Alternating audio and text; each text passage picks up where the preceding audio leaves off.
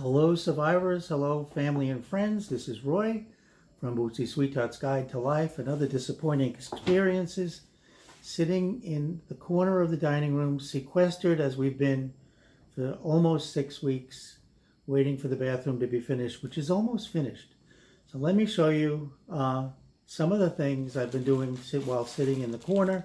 I have buttons, I have thread, I have yarn, I have floss, and I have crochet hooks of all kinds, and well, I do all sizes.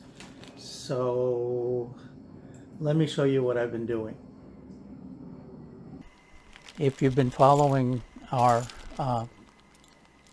adventures, you know that I've been unable to get into the craft room as much as I want to, so I sort of sit in the corner of the dining room waiting for the people to get done, the tradesmen to get done, and I think this is headed for the finish line this week. I think Wednesday will be the last day, but in the meantime I've discovered another addiction, and that's using buttons and crochet, and some of the things I've been working on, they got to be all woven in yet, but I've just been having so much fun. They have to be blocked a little,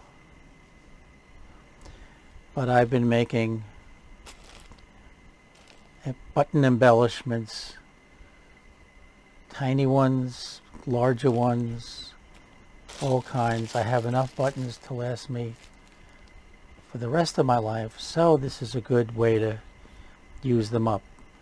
The weaving in is going to be the longest part of this.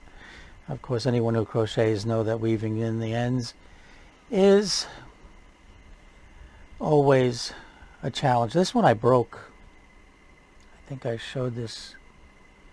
I pushed the needle, the hook in too hard. It was a little too aggressive. I can fix that. But this is what I've been doing. So hopefully by the end of this week I can get another video up and finally finish Michael's wallet. So in the meantime, be well, and bye for now.